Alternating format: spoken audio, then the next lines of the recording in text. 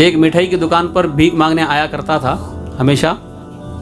तो वो ऐसी बातें कहा करता था जिससे वो मिठाई बेचने वाले का दिल पिघल गया था, उससे दोस्ती हो गई थी। अचानक वो आना बंद कर दिया। बहुत दिन हो गए तो बेचारा मिठाई के दुकान वाला परेशान हो गया कि वो मेरा दोस्त क्यों नहीं आता, जो मीठी मीठी बातें करता था, अच्छे अच्छे अशार कहा करता था, जिससे मैं बड़ा खुश होता था, उससे हर रोज़ 5-10 रुपये दिया करता था, वो आना बंद क्यों कर दिया।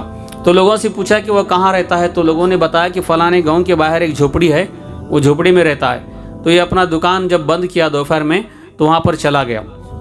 चला जाने के बाद वहाँ पर देखा झोपड़ी है, एक दीवार है टूटी फूटी, उसके बाजू अंदर से आवाज़ कर्राने की आ रही है, आह आह की आवाज़ आ रही है।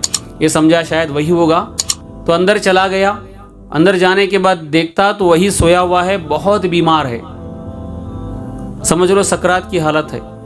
तो जैसे ही मिठाई की दुकान वाले ने उसे देखा, उसने मिठाई के दुकान वाले को देखा तो फौरन कहा कि ए यार जल्दी आ, मैं जाने वाला हूँ। तो मिठाई के दुकान वाला नीचे बैठा तो उसका हाथ पकड़ लिया, वो भिखारी हाथ पकड़ लिया, पकड़ के कहने लगा कि मेरे दोस्त मेरा एक काम करना, मैं अब दुनिया छोड़ के जा रहा हूँ। उसने कहा क्या करूँ बोल।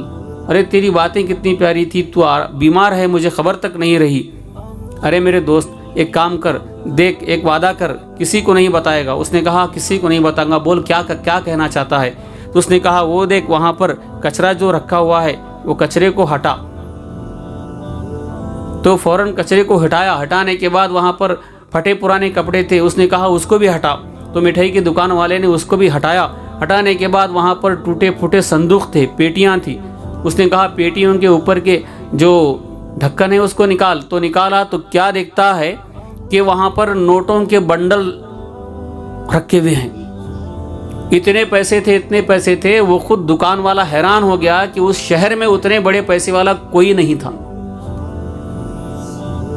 लखपति भिखारी वो देख के हैरान हो गया, या अल्लाह इतना बड़ा अमीर, एक भीख मांगने वाला। उसने कहा ए दोस्त तू तो भीख मांगता था, इतने पैसे कैसे आ गए, क्या बात है। उसने कहा मेरे करीब आ, देख ये मेरा राज है, ये राज की बात है। आज के बाद मैं अब दुनिया छोड़ के जा रहा हूँ, तो जाने के बाद जैसे मैं कब्र में दफनाएंगे, किसी बहाने से ये सारी दौलत को, ये पैसों को मेरी कब्र में तू दफना देना।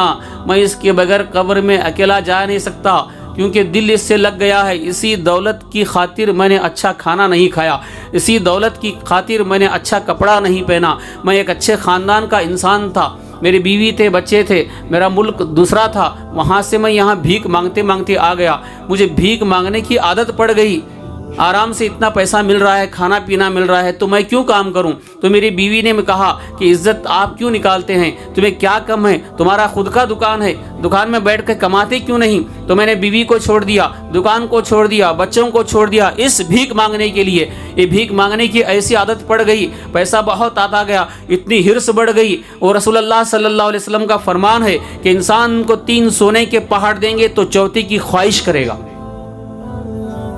और एक होता तो मेरे पास अच्छा होता। 3 सोने के पहाड़ देंगे तो और एक की ख्वाहिश करेगा।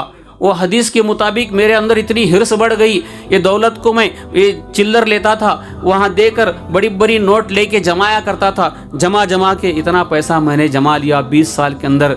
तू कहता है कि मुझसे बड़ा अमीर कोई नहीं है, इसको छोड़ के मैं जा रहा हूँ, मेरा कोई नहीं है, देख मेरी हालत क्या हो गई है। तू मेरा दोस्त है, मेरे यार, मेरे दोस्त, मेरे मरने के बाद एक कब्र के अंदर दफना देना, कुछ ना कुछ करके दफना देना, बस जल्दी वादा कर, मैं जा रहा हूँ। ये कहने के बाद उसने कहा हाँ करूँगा।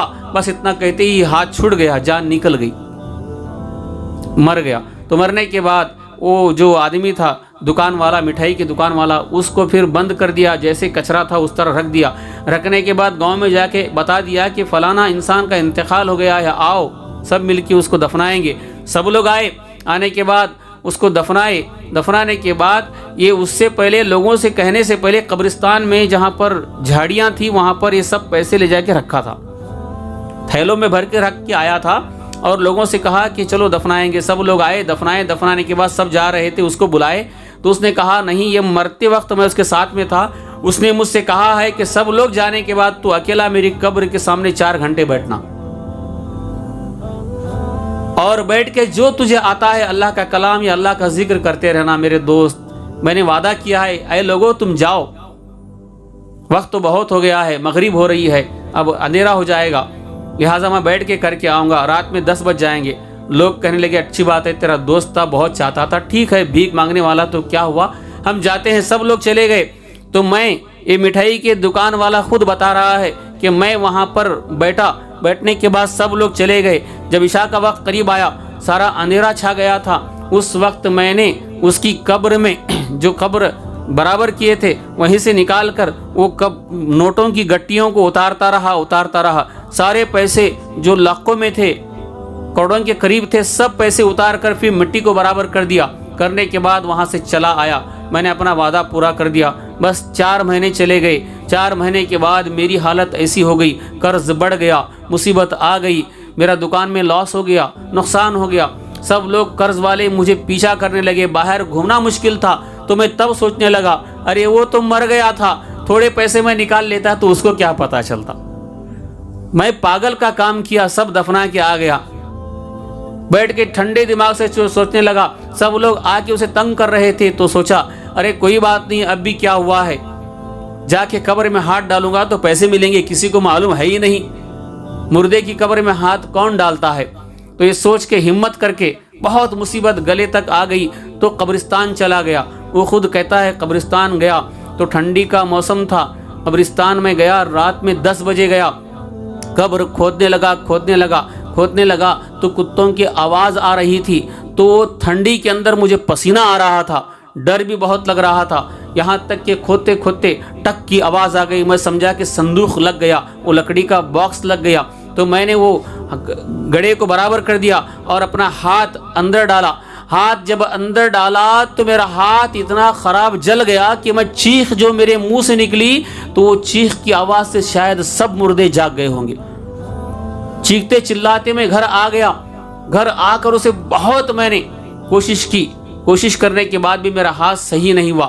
तो वो इंसान आराम होने के बाद भी गले में बकेट में पानी में हाथ डाल के घुमा करता था। तो लोग पूछा करते थे ऐसे क्यों घूमता है, तो कहता था कि मेरे हाथ में जलन है, वो जलन को ठंडक पहुंचती है। अब जरा सोचने की बात है, वो कब्र में हाथ डाला तो उसका हाथ जल गया, तो वो हाथ जो जला था वो सब चंगा होने के बावजूद भी उसके अंदर की जलन कम नहीं होती। तो मरने वाला दौलत अंदर लेके गया तो उसकी हालत क्या हो रही होगी। सारे अल्लाह वालों की तारीख उठा के देखो, पैगंबरों की तारीख उठा के देखो, बहुत चालाक थे, बड़े माइंड वाले थे, बड़े होशियार थे, फिर भी रहने के बावजूद भी दुनिया को मुख्तसर मुसाफिर की तरह वो इस्तेमाल किए। बस जितना मुझे चाहिए उतना ले लिए, बाकी का छोड़ के चले गए।